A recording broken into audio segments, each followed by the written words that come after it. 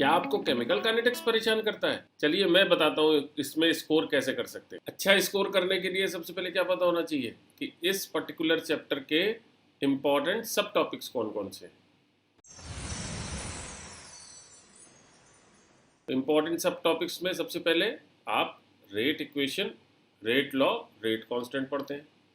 फिर ऑर्डर पढ़ेंगे, मॉलिक्यूलरिटी पढ़ेंगे, फिर ऑर्डर निकालने के जो मैथडोलॉजीज हैं वो पढ़ेंगे, जिसमें हाफ लाइफ पीरियड मेथड होगा, इंटीग्रेटेड रेट मेथड होगा, राइट। फिर Arrhenius equation, collision theory, activation energy का कंसेप्ट जिससे कैटलिस्ट और जो एंजाइम काइनेटिक्स है उसकी क्या कनेक्टिविटी है, ये सारे के सारे जो टॉपिक्स हैं वो इंपॉर्टेंट सब टॉपिक्स की कैटेगरी में आते हैं। अब इन इंपॉर्टेंट सब टॉपिक्स में से वो सब टॉपिक्स जिनमें आप अच्छा इसको स्कोर कर सकते हैं, इजी है, उनमें सबसे पहले क्या आ गया? Rate equation, rate law. Rate को एक्चुअल में अगर आप फिजिक्स में जो काइनेटिक्स का रेट वाला कंसेप्ट है, रेट तो हर जगह सेम है, unit change with respect to time, उससे कनेक्ट करके पढ़ेंगे तो वो अलग लगेगा ही नहीं, मोर और लेस सेम है।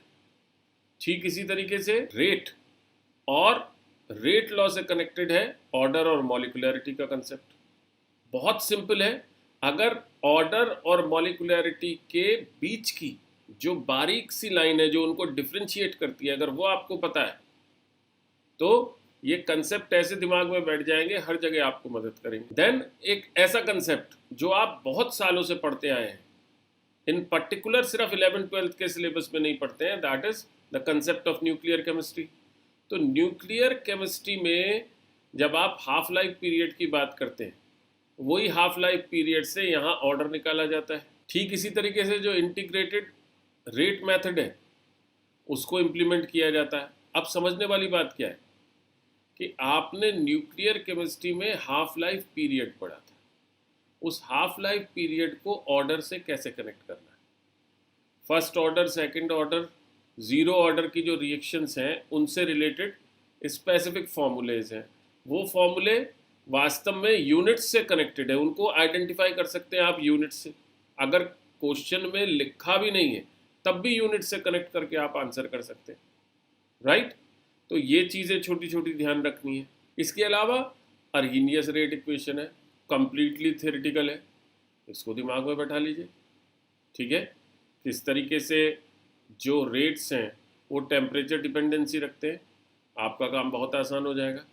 तो ईजियर टॉपिक्स जो हैं वो ऐसे हैं जो डिफरेंट डिफरेंट सब्जेक्ट्स में आपने डिफरेंट डिफरेंट जगहों पर पहले पढ़े हुए हैं, आपको सिर्फ और सिर्फ रिकनेक्ट करना है उनको। अब ऐसे टॉपिक्स जो थोड़े से चैलेंजिंग हो सकते हैं, यानी जिनमें आपको समझने में थोड़ी सी प्रॉब्लम आ सकती है, वो वास्तव में बड़े इंटरेस्टिंग टॉपिक्स हैं।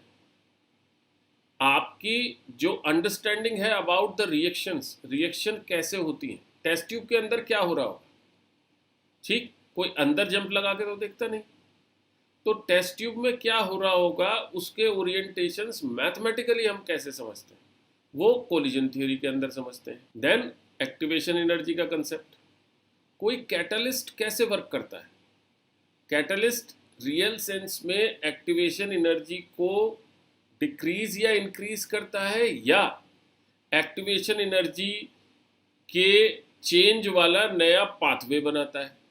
अगर आपको इसकी अंडरस्टैंडिंग है तो ये डिफ़िकल्ट टॉपिक भी आपके लिए आसान हो जाएगा, ठीक। इसको आप किससे कनेक्ट कर लो, जो पॉवर्टी लाइन गवर्नमेंट के लिए वर्क करती है उससे कनेक्ट कर लो। गरीबी हटाने के दो तरीके हैं, या तो गरीबों को ज़्यादा पैसे दो वो अमीर बन जाए, या फिर वास्तव में जो गरीबी की लाइन है उसको छोटा कर दो, यानी कम पैसे और ज़्यादा पैसे का जो डिफरेंस है वो क्रिएट कर दो, ठीक है।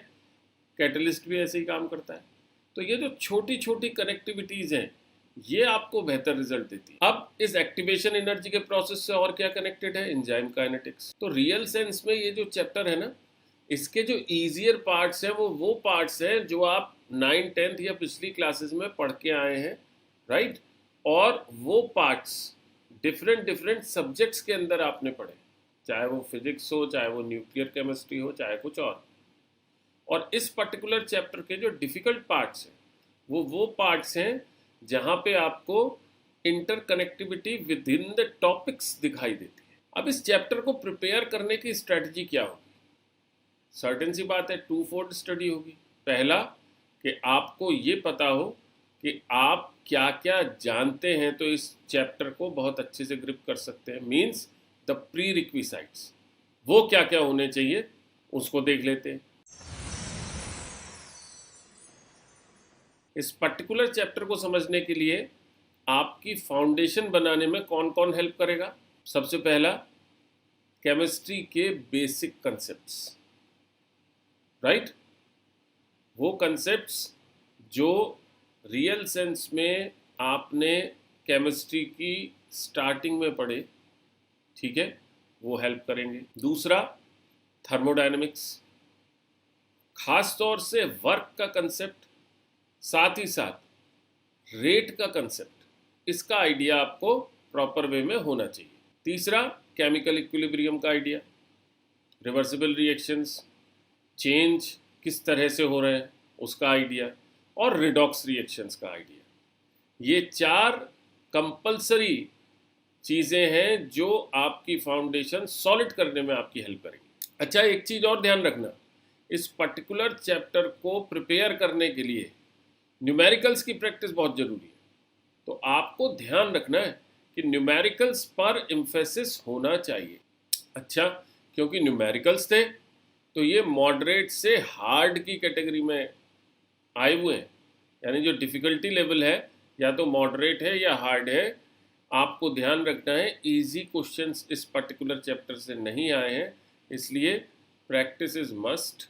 मेरे हिसाब से practice makes a man perfect. जब हम नीट का एनालिसिस देखते हैं तो लास्ट 5 ईयर्स में इस पर्टिकुलर चैप्टर से 14 क्वेश्चंस नीट में पूछे गए।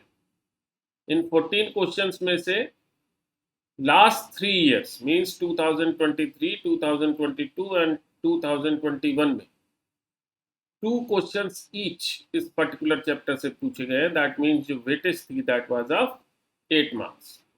वहीं 2020 और 2019 में इस पर्टिकुलर चैप्टर से 4 क्वेश्चंस ईच पूछे गए, ठीक है। दैट मीन्स वहाँ जो वेटेज थी दैट वाज ऑफ 16 मार्क्स। तो फिजिकल केमिस्ट्री के सिग्निफिकेंटली इंपॉर्टेंट चैप्टर में से एक है ये चैप्टर, और इसको बहुत अच्छे से तैयार करने की ज़रूरत है।